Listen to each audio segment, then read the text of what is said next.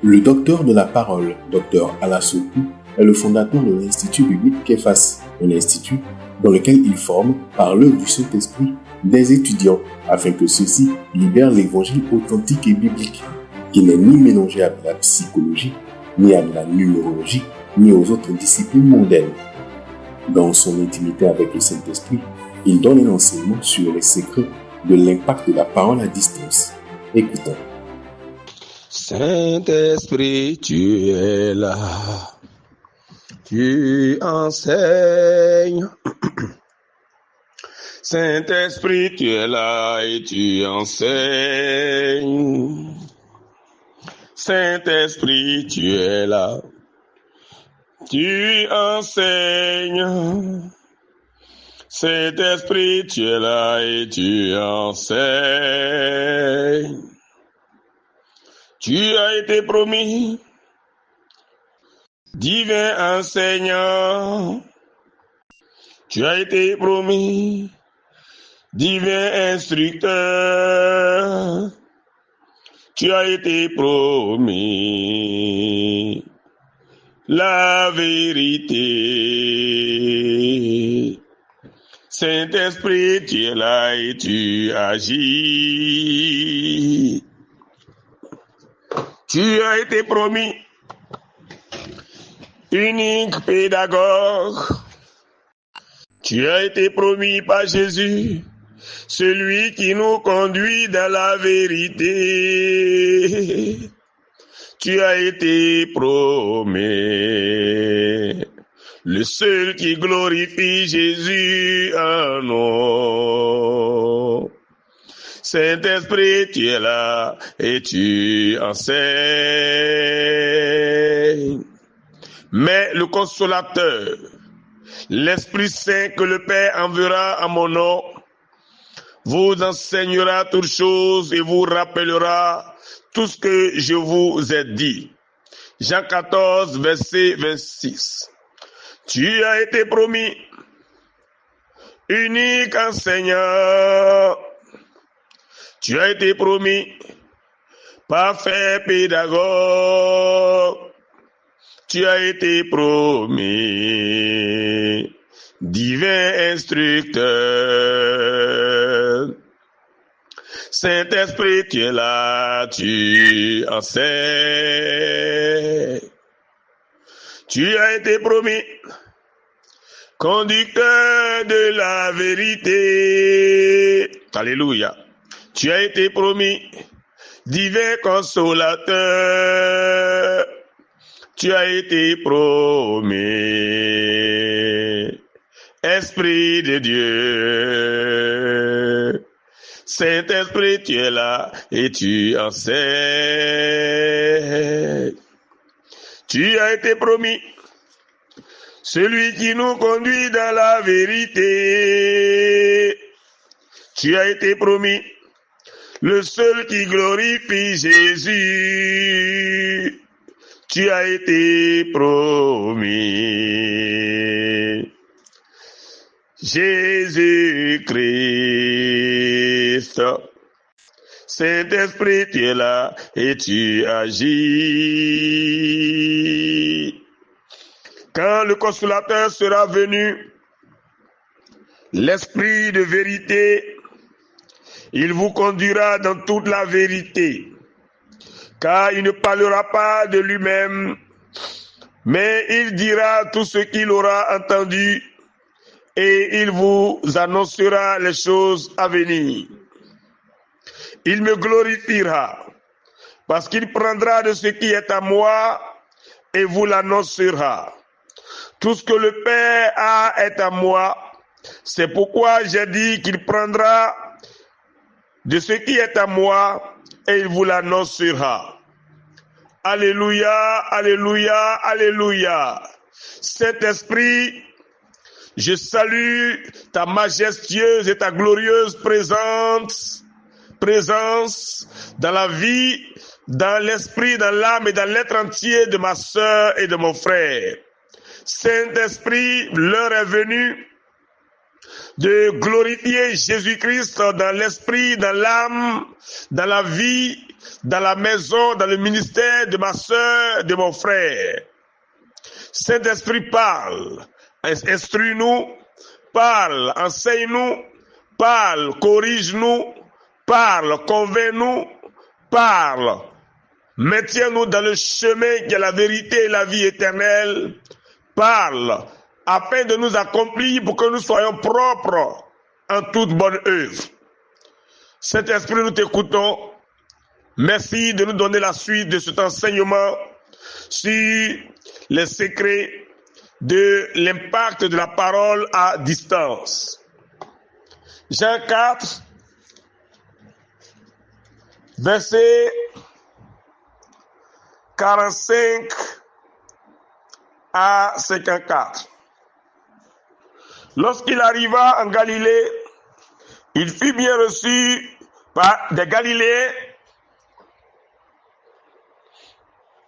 Alléluia.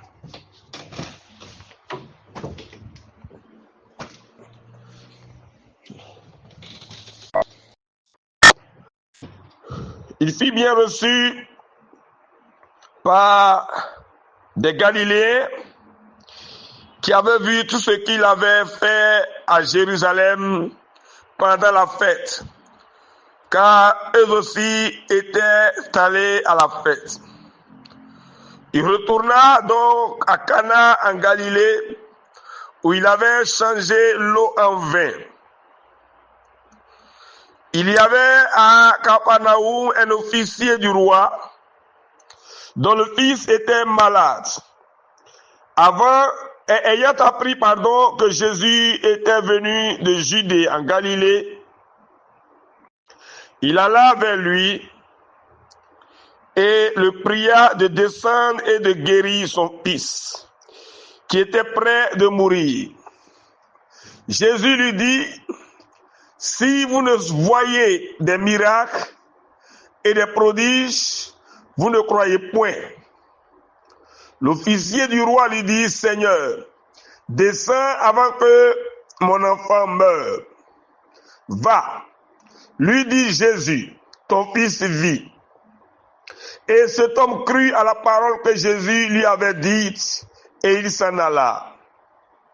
Comme déjà il descendait, ses serviteurs venant à sa rencontre lui apportaient cette nouvelle: ton enfant vit. Il leur demanda à quelle heure il s'était trouvé mieux, et il lui dit: hier, à la 7e heure, la fièvre l'a quitté. Le père reconnut que c'était à cette heure-là que Jésus lui avait dit: ton fils vit. Et il crut, lui et toute sa maison. Jésus fit encore ce second miracle lorsqu'il fut venu de Judée en Galilée. Nous poursuivons notre étude. Mais avant de poursuivre cette étude que nous avons arrêtée depuis une semaine environ, nous voudrions bien vous demander de réécouter les 2 premières leçons. C'est pourquoi nous allons faire la synthèse de la première leçon, de la 2e leçon, avant, de vous communiquer ou de vous partager la 3e leçon, pour que vous puissiez avoir un cours linéaire, complet, et que ce que vous avez reçu au début ne soit pas oublié. Et pour que vous puissiez mieux comprendre l'enjeu de cette étude. Donc, revisez, réécoutez la première leçon et la 2e leçon. Nous avons dit à la fin de la 2e leçon que la foi était l'élément indispensable, l'élément basique de la prière de guérison à distance. C'est pourquoi nous poursuivons ici en vous disant que la foi étant l'élément basique de la prière de guérison à distance, cela nécessite une formation. Je reprends. La foi étant l'élément basique de la prière de guérison à distance, cela nécessite une formation. Le générateur de la parole, celui par qui et de qui la parole sort, par qui la parole est prononcée pour impacter quelqu'un à distance, que nous avons appelé dans le cours précédent. Le générateur de la parole doit être un homme de foi. Donc un homme qui a entendu la parole de Christ et qui l'a conçue en lui par la force du Saint-Esprit. Car nous savons, selon Romains 10, verset 17, que ainsi la foi vient de ce qu'on entend, et ce qu'on entend vient de la parole de Christ. Si donc vous voulez construire votre foi, bâtir votre foi, vous devez absolument maîtriser la parole de Dieu révélée par le Saint-Esprit. Dans le texte de notre étude, Jésus était et est et demeure le générateur de la parole. Donc, nous disons que Jésus, qui dans ce texte de guérison est le générateur de la parole, avait été formé. Jésus est la parole faite chair. Jean 1, verset 14. Mais cette parole qui a été faite chair et qui habitait parmi nous, pleine de grâce et de vérité, Jean 1, verset 14, cette parole est celle du commencement qui était Dieu, qui était avec Dieu, qui était en Dieu. Au commencement était la parole, et la parole était avec Dieu, et la parole était Dieu. Toutes choses ont été faites par elle, par la parole, et rien de ce qui a été fait n'a été fait sans elle, sans la parole. Dans la parole était la vie, et la vie de la parole, la vie de la parole était la lumière des hommes. Jésus est la parole faite chair. Donc, le générateur de la parole, dans le texte de notre étude qui est Jésus, connaissait très bien la parole. Jésus a été conçu par la parole, dans la parole. Jésus a été formé dans la parole. Jésus est la parole faite chair. Jésus guérissait à distance, sur la base de la foi, par la parole qui a été synthétisée en lui. Je reprends, Jésus guérissait à distance, sur la base de la foi, par la parole qui a été synthétisée en lui. Jésus connaissait la parole. Je reprends encore, Jésus guérissait à distance, sur la base de la foi, par la parole qui a été synthétisée en lui. Jésus connaissait la parole. Jésus, n'oublions pas, est notre divin exemplaire. En toutes choses, il nous a donné un exemple afin que nous suivions ses traces. Et nous devons être les imitateurs de Christ. 2 Corinthiens 11, verset 1. Soyez mes imitateurs, dit l'apôtre Paul, comme je le suis moi-même de Christ. Donc, nous devons être les imitateurs de Jésus-Christ. Si Jésus était la parole faite chair, et si il a envoyé sa parole pour guérir, pour sauver, pour libérer les captifs, nous devons être remplis de la parole. Donc le générateur de la parole, celui en qui la parole sort pour aller atteindre une cible, doit connaître la parole de Dieu, doit maîtriser la parole de Dieu. J'espère que les choses sont claires et que nous nous comprenons. Si vous n'aimez pas la parole, si vous n'avez pas à cœur de construire la parole de Dieu en vous, vous ne pourrez jamais prononcer la parole et guérir quelqu'un ou produire un miracle, créer une chose à distance. Je vous ai dit, et je le répète encore, c'était 1 Corinthiens 11, verset 1, pas 2 Corinthiens 11, verset 1, 1 Corinthiens 11, verset 1, où Paul dit, soyez mes imitateurs, comme je le suis moi-même de Christ. Si Jésus connaissait la parole, si Jésus était la parole faite chair, nous aussi, si nous voulons voir notre parole agir, si nous voulons lui appliquer la parole pour qu'il y ait les guérisons, des délivrances à distance, nous devons avoir la maîtrise de la parole de Dieu. Nous devons imiter Jésus-Christ. 1 Corinthiens 11, verset 1, l'apôtre Paul a dit clairement, « Soyez mes imitateurs comme je le suis moi-même de Christ. » Tous les secrets de la prière à distance ou de la guérison à distance provenaient de la parole de Dieu révélée par le Saint-Esprit et dans le cœur et dans la bouche de l'élément générateur. Ici, dans le texte, c'était Jésus, mais nous voulons imiter Jésus. Donc, c'est toi, ma sœur, toi, mon frère, moi-même, c'est nous qui sommes les générateurs de la parole. C'est par nous que la parole doit sortir pour aller créer quelque chose, guérir quelqu'un, opérer des miracles à distance. Jésus, notre maître, maîtrisait bien la parole. Nous retenons cela. Jésus, notre maître, maîtrisait bien la parole. D'ailleurs, il était la parole faite chair. Par la parole, Jésus, en venant sur la terre, connaissait son identité. Si vous voulez que vos paroles provoquent des délivrances, créent des choses dans la vie des gens, guérissent des malades à distance, vous devez, à la lumière de la parole, connaître votre vraie identité. Jésus, par la parole, en venant sur la terre, connaissait son identité. Jésus savait qu'il n'était pas un simple homme adamique, mais qu'il était toute la parole créatrice du commencement devenue chair. Jésus savait qu'il n'était pas un simple homme adamique, mais Jésus savait qu'il était toute la parole créatrice du commencement devenue chair. Jean 1, verset 1 à 4, Jean 1, verset 14. Colossiens 2, verset 12 à 18, précisément les versets 10, 11, 12. Non, pardon, Colossiens chapitre 1, verset 12 à 18.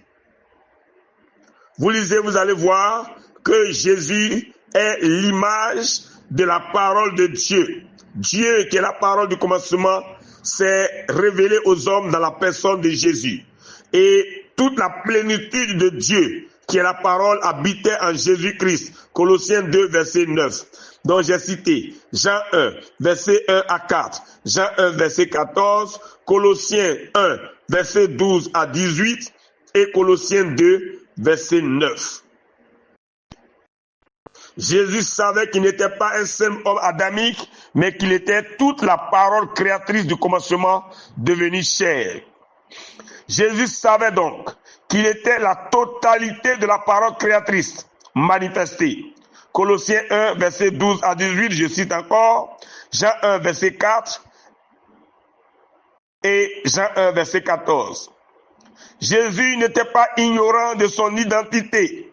C'est pourquoi il parlait avec foi, avec certitude et conviction. Jésus savait très bien qui il était. Il était la parole du commencement qui a créé toutes choses, en qui toutes choses subsistent. Jésus savait que tout avait été créé par lui, pour lui et en lui. Il était la parole qui a fait toutes choses au commencement, car Jean 1, verset 1 à 4 dit que toutes choses ont été faites par la parole et rien de ce qui a été fait n'a été fait sans la parole. Par exemple,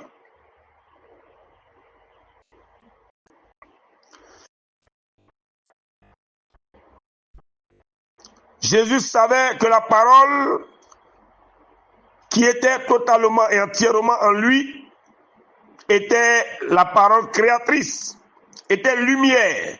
C'est pourquoi il pouvait déclarer sans avoir peur, « Je suis la lumière du monde. Pendant que je suis dans le monde, je suis la lumière du monde. » Puisque la parole est lumière, Jésus ne parlait pas en vain, il parlait en connaissance de cause. Il savait qu'il était venu pour donner la vie et qu'il était la source de la vie, puisque la parole est vie, Voici pourquoi en Jean 10, verset 10, il a dit, le volant ne vient que pour dérober, égorger et détruire. Moi, je suis venu afin que mes brebis aient la vie et qu'elles soient dans l'abondance. Pourquoi il disait qu'il était venu pour que ces brebis, c'est-à-dire les âmes, aient la vie? Parce qu'il sait que la parole de Dieu qui a été manifestée dans sa personne totalement était source de vie. En elle était la vie. Donc quand il déclare, je suis venu afin que mes brebis, c'est-à-dire afin que les âmes qui me suivent aient la vie, il savait que la parole qui donne la vie, la parole qui est source de vie, était lui, Jésus, la parole faite chair. Jean 10, 10, Jean 1, verset 1 à 4.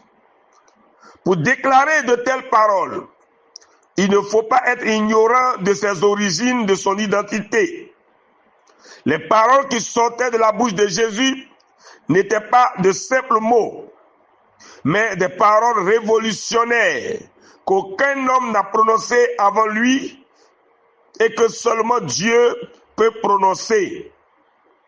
Quand Jésus a dit un jour en Jean 10, 30, mon Père et moi, nous sommes un, ça choquait les pharisiens, ça choquait les religieux, parce que personne ne pouvait déclarer son unité avec Dieu le Créateur.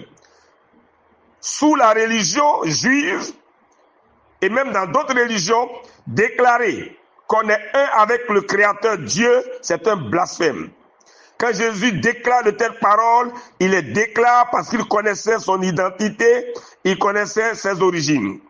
Ce n'était pas de simples mots sans puissance qui sortaient de sa bouche, mais c'était des mots chargés de sens et de puissance. Amen. Les paroles qui sortaient de la bouche de Jésus étaient des déclarations révolutionnaires qu'aucun homme religieux n'avait prononcées avant lui et que peut prononcer seulement celui qui connaît son identité. Si Jésus ne savait pas son identité, sa divinité, si Jésus ne se savait pas être Dieu, si Jésus ne savait pas qu'il était la parole faite chair, il ne pouvait pas prononcer toutes les paroles révolutionnaires que nous découvrons dans les 4 évangiles. Quand Jésus dit en Jean 6, 63, c'est l'esprit qui vivifie, la chair ne sert de rien. Les paroles que je vous ai dites sont esprit et vie. Il ne parlait pas en vain. Il était certain que la parole qui sortait de lui venait directement du Saint-Esprit et était prononcée pour apporter la vie à ceux qui les entendaient. Donc les paroles de Jésus n'étaient pas des paroles, vides de sens. C'était des paroles chargées de sens et de puissance, des paroles de feu, des paroles, qui vivifiaient et qui apportaient la vie. Il faut savoir qui vous êtes. Si vous voulez que vos paroles produisent des résultats, vous devez connaître votre identité et lire la Bible et découvrir votre vraie identité dans la parole de Dieu et affirmer votre position, affirmer votre héritage, déclarer vos biens acquis par Dieu dans sa parole. N'ayez pas peur. La Bible est un testament et je définis toujours un testament comme étant un livre d'héritier. Nous sommes des héritiers. La Bible est un miroir qui nous permet de découvrir notre véritable identité, notre image naturelle. Jésus savait très bien qui il était, d'où il venait et où il allait. Jésus savait très bien qui il était, d'où il venait et où il allait. Il a bien dit cela en Jean 8, verset 12 au verset 19.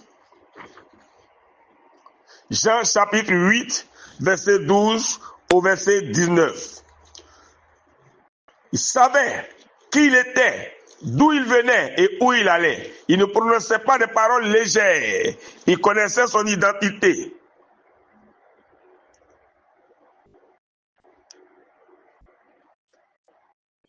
Il a dit en Jean chapitre 8, verset 12 à 19. Je suis la lumière du monde.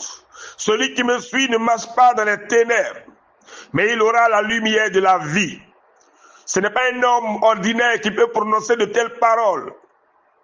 Il avait la conviction de ce qu'il déclarait parce qu'il se connaissait.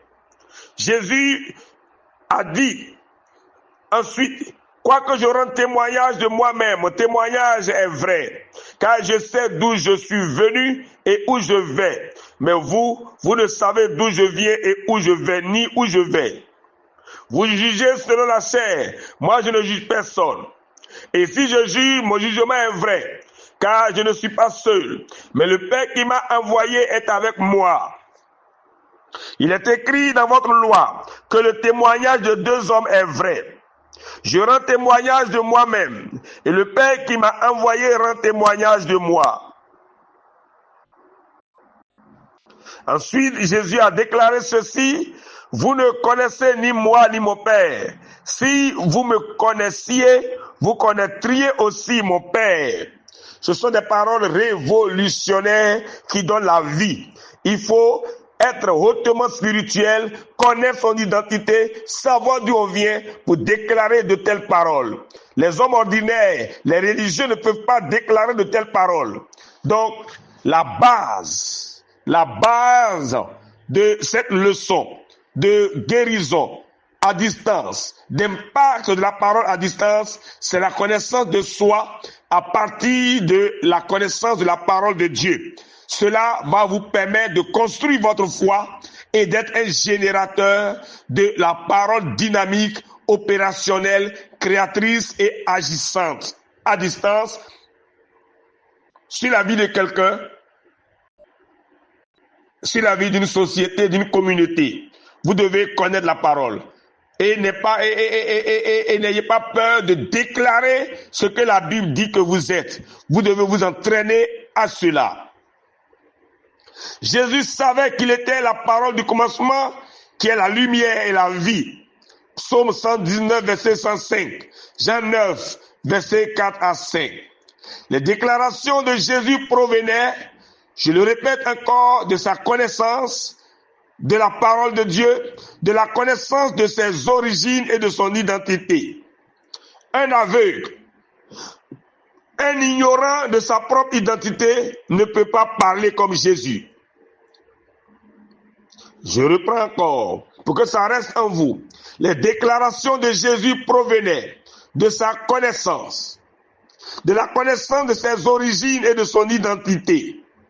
Un ignorant, un aveugle, un homme qui ignore sa propre identité ne peut pas parler comme Jésus.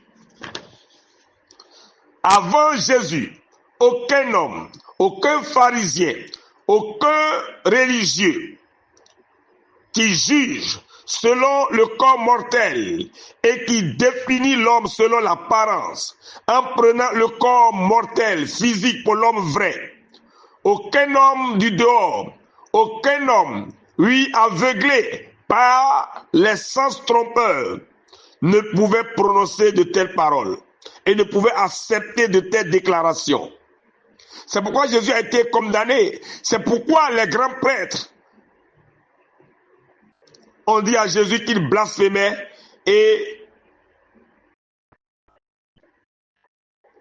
l'ont condamné, l'ont crucifié. C'est à cause de ces déclarations, des déclarations bouleversantes qui sont venues pour bouleverser un système religieux dogmatique, des credos qui étaient préétablis, une tradition, une coutume religieuse préétablie, hiérarchisée que les gens suivaient sans compréhension, sans connaissance.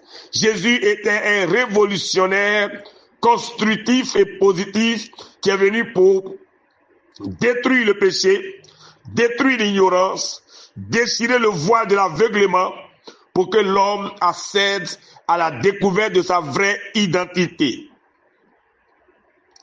Lorsque Jésus parlait avec une telle autorité et une telle conviction et certitude, les pharisiens l'accusaient, disant qu'il blasphémait et qu'il se faisait égal à Dieu. On voit cela tout au long des 4 évangiles. Par exemple, en Marc 2, verset 1 à 12, lors de la guérison d'un paralytique à Capharnaüm. Jésus dit, mon enfant Lève-toi, prends ton lit et va dans ta maison. Les pharisiens vont renchérir en disant, cet homme blasphème. Comment un homme peut-il parler ainsi? Il n'y a que Dieu seul qui peut pardonner les péchés. Comme un homme peut dire à un autre homme semblable à lui, mon enfant, tes péchés te sont pardonnés, lève-toi, prends ton lit et va dans ta maison. Jésus a dit en réponse à ces pharisiens hypocrites aveugles, or, afin que vous sachiez que le Fils de l'homme a sur la terre le pouvoir de pardonner les péchés, je te l'ordonne, dit-il au paralytique, lève-toi, prends ton lit et va dans ta maison. Vous voyez, ce sont des paroles révolutionnaires. Ce sont des déclarations qui sont venues bouleverser un ordre religieux que Jésus a trouvé en place. Il faut être comme Jésus, il faut s'exercer, avoir des paroles chargées de feu, de puissance. Il faut avoir, oui, comme Jésus, des déclarations révolutionnaires dans sa bouche, dans son cœur et dans sa bouche, pour voir des œuvres accomplies à distance. La foi de Jésus opère donc par des déclarations révolutionnaires et puissantes. Retenons, la foi de Jésus opère ou opérait donc par des déclarations révolutionnaires et puissantes. Jésus savait qu'il était en Dieu et Dieu en lui. Jésus savait qu'il était un avec Dieu, qui est la parole du commencement, source de vie et lumière. C'est pourquoi, comme je l'ai dit déjà, Jésus a déclaré en Jean 10:30, « Mon Père et moi, nous sommes un ». Un humain mortel ne peut pas se déclarer être un avec Dieu, l'éternel, l'immortel, l'invisible. C'est une parole révolutionnaire qu'aucun homme n'a déclarée avant Jésus. Mon Père et moi, nous sommes un. Cette parole a bouleversé complètement les pharisiens religieux. Jean 10, versets 30 à 39. Pour ceux des hommes qui se considèrent encore adamiques, mortels, pécheurs, injustes, déclarer sa propre unité avec Dieu est un blasphème. Et c'est un motif d'accusation et de condamnation. C'est une parole puissante. Mon Père et moi, nous sommes un. C'est le premier secret qui cache le pouvoir de Dieu en soi. Mon Père et moi, nous sommes un. Vous pouvez passer des heures et des heures à déclarer, mon Père, Dieu et moi, nous sommes un. Le Saint-Esprit et moi, nous sommes un. Vous pouvez vous exercer à le déclarer 1000 fois par jour. Si vous vous exercez à déclarer votre unité avec Dieu, avec le Saint-Esprit, avec la puissance de Dieu, vous allez voir ce qui va se passer dans votre vie. Déclarez sans avoir peur, comme Jésus le déclarait. Mon Père et moi, nous sommes un. Dieu et moi, nous sommes un. Le Saint-Esprit et moi, nous sommes un. N'ayez pas peur de le déclarer, que le diable ne vous trompe pas. Ayez le courage, avec foi et détermination, déclarez votre unité avec Dieu en vous.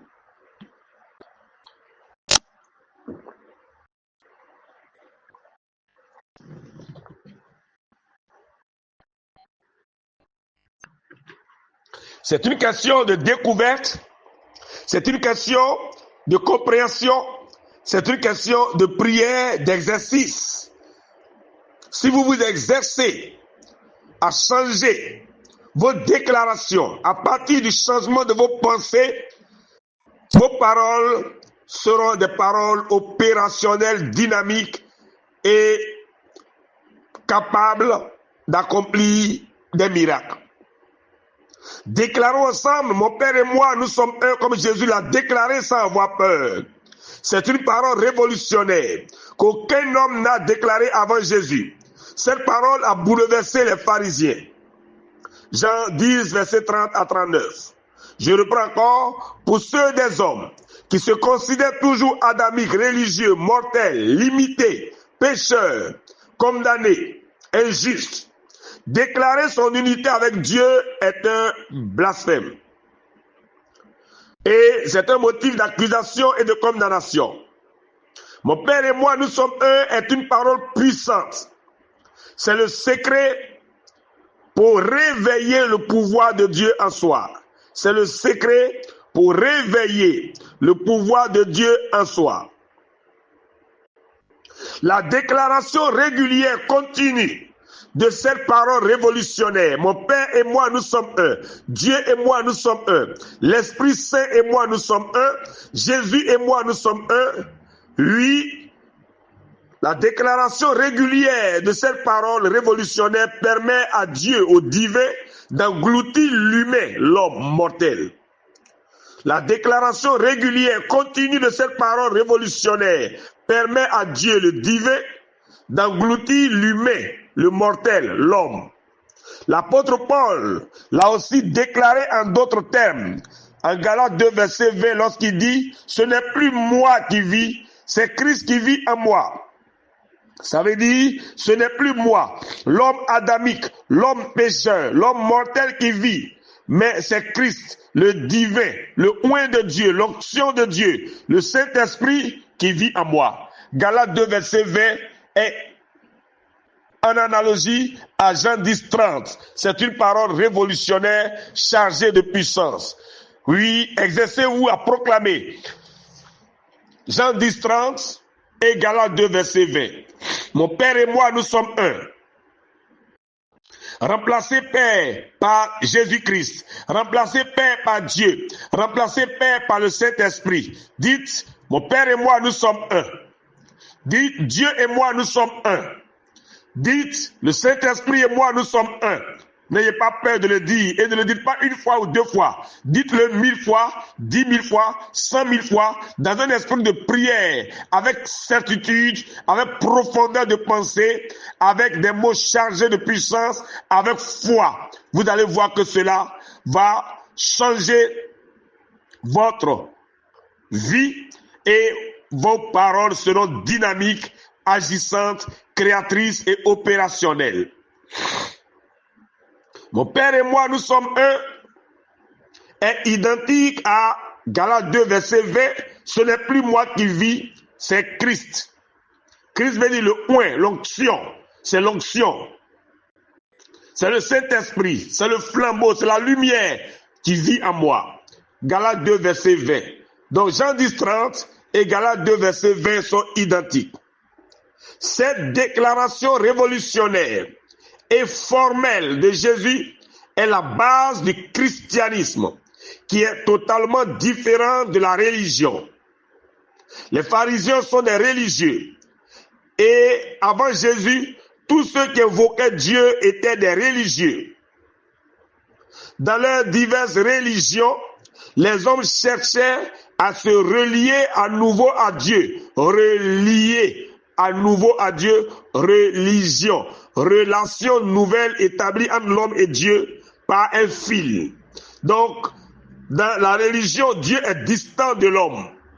L'homme est sur la terre, Dieu est au ciel. Et il y a une distance entre Dieu et l'homme. Dans la spiritualité chrétienne fondée par Jésus, Dieu habite en l'homme. Dieu est un avec l'homme. 1 Corinthiens 3, verset 16 à 17. 1 Corinthiens 6, verset 19 à 20, Galates 2, verset 20. Donc vous retenez que dans leurs diverses religions, les hommes cherchaient à se relier à nouveau à Dieu. C'est de là que vient la définition du mot religion.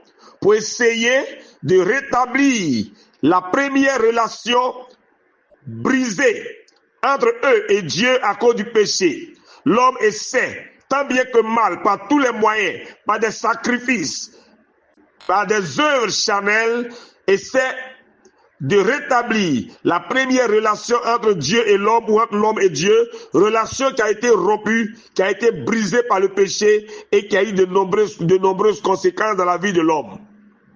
Et dans ces religions, les hommes utilisent le sang des animaux, le sang des taureaux, le sang des boucs, le sang des tourterelles, des oiseaux, etc., pour chercher à rétablir cette communion brisée, cette relation brisée avec Dieu. Hébreux 10, verset 1 à 5. Dans la religion, Dieu n'était pas en l'homme, mais très loin de l'homme pécheur. C'est pourquoi aucun religieux ne pouvait déclarer que Dieu était en lui ou Dieu était un avec lui. Je le prends encore. Dans la religion, Dieu n'était pas en l'homme, mais Dieu était très loin de l'homme pécheur. C'est pourquoi aucun religieux ne pouvait déclarer que Dieu était en lui ou Dieu était un avec lui. Mon Père et moi, nous sommes un est une phrase révolutionnaire formelle. Et c'est Jésus qui l'a déclaré pour la première fois avec autorité. Cette phrase formelle, cette phrase autoritaire révolutionnaire est le résumé de l'incarnation. C'est le premier mystère de l'évangile. Dieu, l'époux, vient épouser un corps humain. Dieu, le divin, le créateur, au-dessus de tout, va descendre dans un corps humain et va épouser le corps humain. Dieu va devenir homme. C'est pourquoi Jésus s'appelle aussi Emmanuel, Dieu avec nous. Matthieu 1, verset 23, Luc 1, verset 26 à 28, Colossiens 2, verset 9, Jean 1, verset 1 à 4 et le verset 14. C'est avec Jésus que pour la première fois, dans l'histoire de la religion judaïque et même de toutes les religions, c'est la première fois qu'un homme déclare de manière formelle, avec autorité et conviction, que l'humain est un avec le divin. C'est avec Jésus que pour la première fois, Dieu le Créateur de toutes choses vient pleinement habiter dans un corps adamique, dans un corps poussière. Jésus, l'incarnation de Dieu, est le fondateur du christianisme. Et le christianisme est défini par cette phrase, Dieu en l'homme, l'homme en Dieu. Dieu établit une fusion avec l'humain, le divin et l'humain rentrent en fusion pour devenir un. C'est pourquoi Jésus fut le premier à déclarer de manière formelle, autoritaire et révolutionnaire, mon Père et moi, nous sommes un. Si Jean 10, verset 30 est la déclaration la plus puissante de Jésus dans les 4 évangiles qui a valu sa condamnation, parce que pour le crucifié, les grands prêtres ont dit, il se déclare fils de Dieu et il se fait lui-même égal à Dieu. Voici le sujet, l'objet de sa condamnation. Donc je reprends en disant ceci. Si Jean 10, 30 est la déclaration la plus puissante de Jésus dans les 4 évangiles qui a valu sa condamnation, de même, Galates 2, verset 20 est la déclaration la plus puissante d'un ex-religieux ou de l'ex-religieux, Saul de Tarse, devenu apôtre Paul, qui, sous le judaïsme, ne pouvait jamais accepter une telle affirmation et ne pouvait jamais affirmer son unité avec Dieu. Je reprends une dernière fois. Si Jean 10, 30, mon Père et moi, nous sommes un, est la déclaration la plus puissante de Jésus dans les 4 évangiles qui a valu sa condamnation. De même, Galates 2, verset 20 est la déclaration. J'ai été crucifié avec Christ et si je vis, ce n'est plus moi qui vis, c'est Christ qui vit en moi.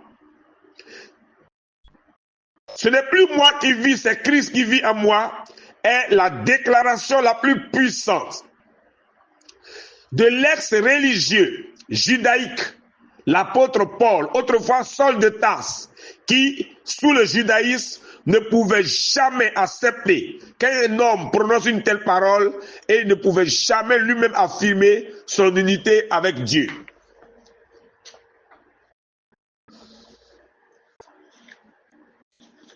N'oubliez pas que nous sommes en train d'étudier les secrets de l'impact de la parole à distance. Donc vous devez retenir toutes ces choses et vous exercer à lire la Bible, à découvrir votre identité, à vous entraîner à proclamer votre unité avec Dieu, à changer vos pensées et à changer vos déclarations, vos paroles priez, déclarez votre unité avec Dieu sans avoir peur. Exercez-vous jusqu'à ce que vous soyez divinisés. Notez bien, l'apprentissage du développement du pouvoir divin en l'homme consiste pour l'homme à s'exercer, à affirmer sans cesse son unité avec Dieu après l'avoir découvert dans la Bible. L'humain et le divin deviennent un, et c'est cette unité qu'on appelle le christianisme. Car le premier mystère du christianisme, c'est le mystère de l'incarnation. Dieu qui épouse l'humain, Dieu, le divin, le très haut, qui vient habiter dans un vase, dans un corps humain, dans un pot. Je reprends, c'est la dernière partie, l'apprentissage du développement du pouvoir divin en l'homme, pouvoir créateur, pouvoir dynamique, opérationnel, agissant, consiste pour l'homme à s'exercer, à affirmer sans cesse son unité avec Dieu après l'avoir découvert dans la Bible. L'humain et le divin deviennent un. C'est cette unité de l'humain et du divin, ou du divin et de l'humain, qu'on appelle le christianisme et qui est différent de la religion. Et le premier mystère du christianisme, différent de la religion, c'est le mystère de l'incarnation, quand Dieu, l'élevé, le très haut, au-dessus de tout, l'immortel et éternel qui habite une lumière inaccessible que nul homme n'a vu ni ne peut voir, vient habiter dans l'homme, vient épouser l'humain, vient habiter dans un vase, dans un pot. Quand l'immortel vient épouser le mortel, quand l'infini vient habiter dans le fini, c'est la base du christianisme. Et vous devez le savoir et développer votre relation, votre unité avec Dieu par des déclarations formelles révolutionnaires.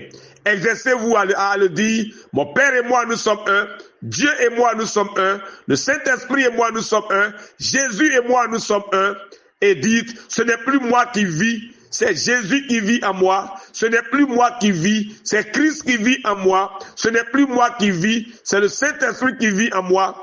Exercez-vous pendant des heures et des heures à le déclarer 1000 fois, 10 000 fois, jour après jour, et vous verrez que vous aurez déjà la puissance pour opérer des miracles,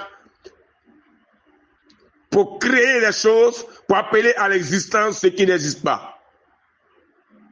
Que Dieu vous bénisse. Un témoignage.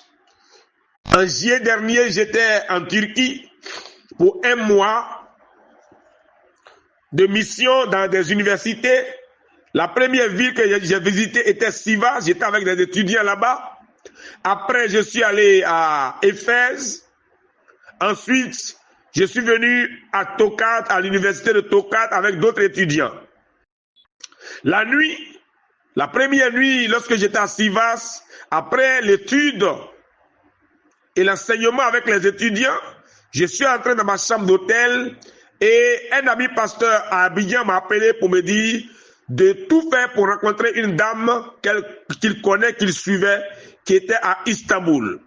La dame a eu mon numéro, elle m'a appelé, je tais son nom et nous avons prié à distance. J'étais à plus de 1500 ou 1600 km d'Istanbul et j'étais dans ma chambre d'hôtel et j'ai prié pour la dame. Le Saint-Esprit l'a touchée, elle est tombée dans sa chambre à Istanbul, elle s'est mise à crier. J'ai su que cette femme avait besoin de délivrance. Des démons sont sortis d'elle, mais ce n'était pas achevé. Et j'ai pris rendez-vous 2 jours avant mon retour à Abidjan. J'ai fait escale à Istanbul à cause de cette dame. Je suis allé la voir chez elle à la maison. Et là-bas, c'était une délivrance totale et complète. Et nous sommes en contact jusqu'à aujourd'hui. Vous voyez, j'ai prononcé la parole sur une distance de plus de 1600 km. De Sivas à Istanbul, et Dieu a agi. Jésus était à Cana, en Galilée, où il a changé l'eau en vin. L'enfant de l'officier malade mourant était à Capharnaüm, c'est entre 35 et 40 kilomètres, un jour de marche à pied, 1 heure en voiture. La parole a été prononcée par Jésus à la 7e heure, et à l'heure même où la parole a été prononcée, l'enfant a reçu la guérison. Si j'arrive à le faire, vous pouvez le faire. Si la parole sort de moi à Abidjan et impacte les gens aux États-Unis, vous pouvez y arriver. Exercez-vous simplement comme des apprentis à dire simplement jour après jour, mon Père et moi nous sommes un, Dieu et moi nous sommes un, le Saint-Esprit et moi nous sommes un, le Saint-Esprit et moi nous sommes un, le Saint-Esprit et moi nous sommes un. Ce n'est plus moi qui vis, c'est le Saint-Esprit qui vit en moi. Ma langue est la langue du Saint-Esprit. Ma parole qui sort de moi est la parole du Saint-Esprit. Ma voix est la voix du Saint-Esprit. Le Saint-Esprit guérisseur est en moi. Nous sommes un. Le Saint-Esprit libérateur est en moi. Nous sommes un.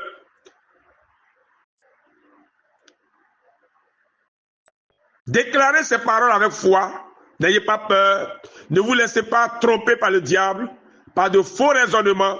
Exercez-vous, exercez-vous, exercez-vous pour devenir divin, afin que vous soyez des générateurs de paroles opératrices, dynamiques et agissantes. Que Dieu vous bénisse, que Dieu vous accomplisse.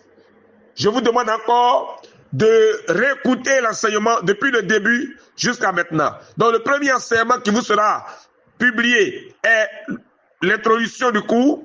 Le deuxième enseignement qui vous sera donné est la deuxième partie et l'enseignement d'aujourd'hui sera en troisième position.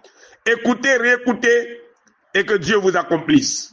Au nom suprême de notre Seigneur Sauveur Jésus-Christ. Amen. Le cours n'est pas encore terminé. Nous aurons la suite les jours à venir.